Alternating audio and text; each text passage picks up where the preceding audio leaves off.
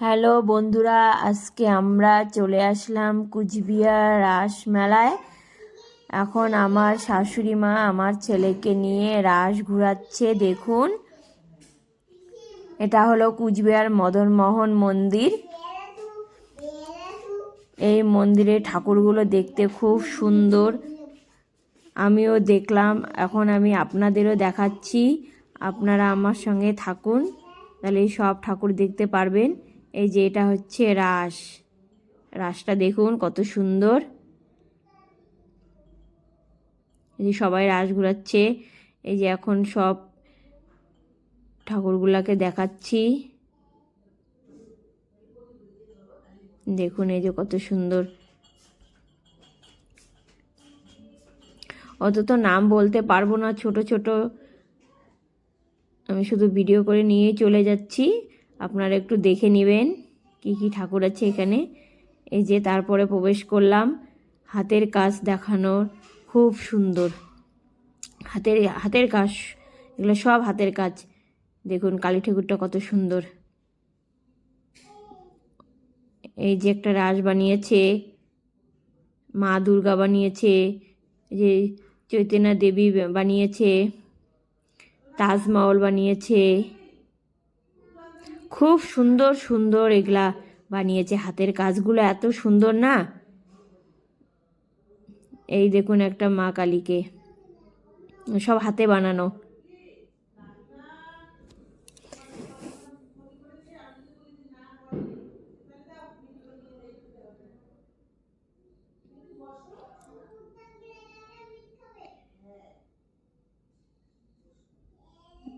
দেখুন কত সুন্দর।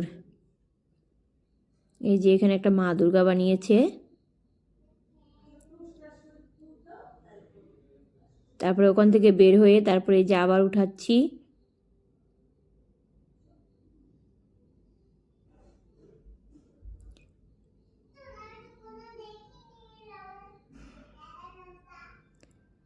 ও সাইডে আরও ছিল, ওগুলা উঠাচ্ছি।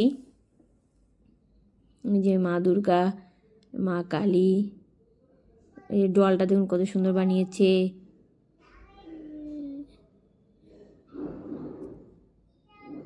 সব হাতের কাজ দেখুন।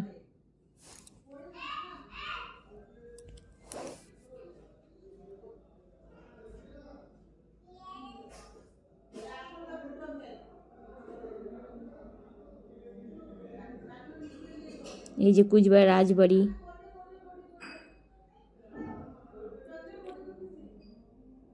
ওখান থেকে বের হয়ে এখন দেখাচ্ছি এই যে কৃষ্ণ বাবাকে দেখুন।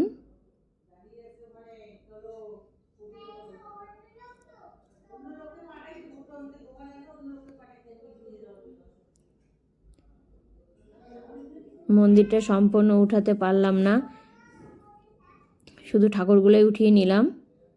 এই যে প্রণামী বাক্সে এখন পয়সা দিয়ে তারপরে এই যে এখন এখানে প্রণাম করতে হবে।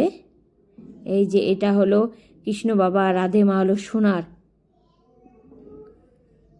প্রচণ্ড ভিড়, ওর জন্য সামনে যায় আর উঠাতে পারলাম না, একটু জুম করে উঠিয়ে নিলাম, তা বোঝা যাচ্ছে না। পুরোটাই সোনার। এটার পেছনে যে কত গার্ড।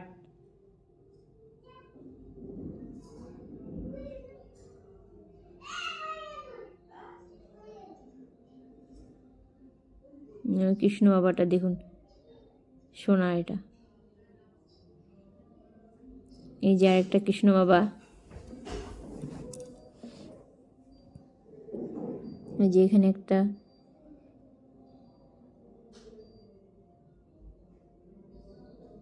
এখানে অনেকগুলো একসঙ্গে অনেকগুলো ঠাকুর। এখানে গেটটা বন্ধ, তাই ভিতরে ঢুকে উঠাতে পারলাম না, বাইরের থেকে উঠিয়ে নিলাম, ওই জন্য একটু গোলা উঠেছে। ছোট ছোট মন্দিরে ঠাকুরগুলো দেখুন।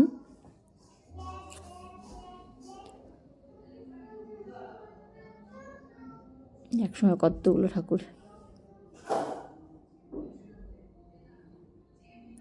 দেখতে খুবই ভালো লাগছে।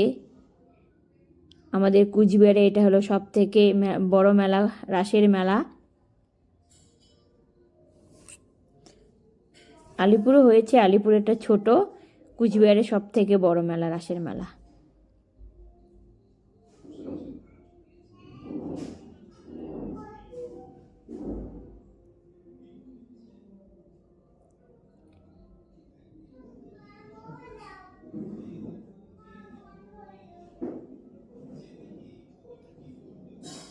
ভোলে বাবা আছে, এখানেও আছে ভোলে বাবা।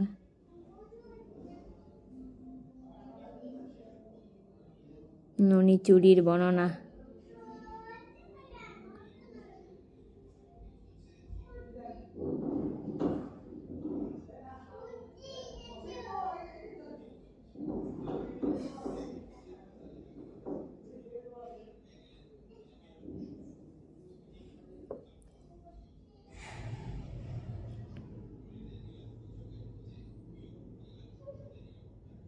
যে গোপীরে কান্না সামলে দেখে রাধা শোকে অচেতন, সীতার পাতাল প্রবেশ। আরেকবার বের হয়ে আরেকবার উঠালাম রাসটা, দেখুন।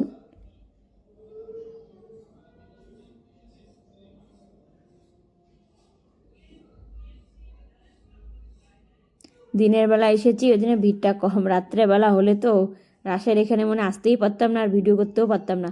আমার ছেলে বলছে চৈতন্য দেবীর কাছে নাকি ও দাঁড়িয়ে থাকবে, ওর জন্য চৈতন্য দেবীর সঙ্গে দাঁড়িয়ে আছে, দুনের সঙ্গে। তারপরে ওখান থেকে বের হয়ে এখন এই যে মেলায় প্রবেশ করলাম। এই যে আমার ছেলে উঠেছে পিকোকে।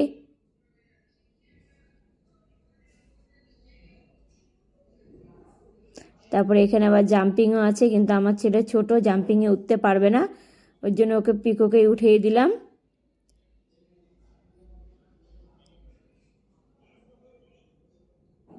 এখান থেকে নাগরদোল্লা দেখা যাচ্ছে।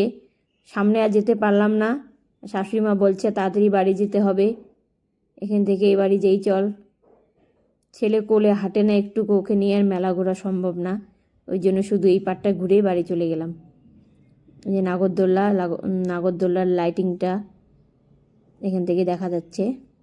আমার ছেলে বলছে আরও কারে উঠবে, আবার শাশুড়ি মা ওকে কারে উঠিয়ে দিল।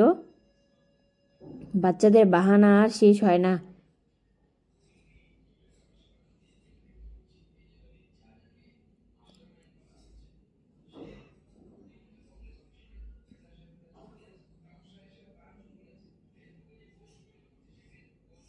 সামনে এগিয়ে গিয়ে আর একটু লাইটিংটা উঠিয়ে নিয়ে আসলাম, ওদিকে তো যেতে পারলাম না, তো বোঝা যাচ্ছে না।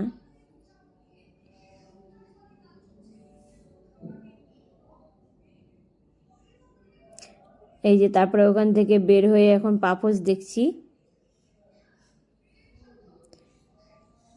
আমার ছেলে আবার হাতে হাওয়াই মিঠাই নিয়েছে। শাশুড়ি মা বলছে সেগুলোর দাম কত, পাপোশগুলোর দাম কত, বলছে 3টায় নাকি 100 টাকা। তারপরে এখানে দেখুন কত সুন্দর খাওয়ারই সেগুলো। দিনের বেলা ভিড় কম, রাত্রেবেলা প্রচণ্ড ভিড়ের জন্য দোকানগুলো সব এখন ভিড় কমই দেখা।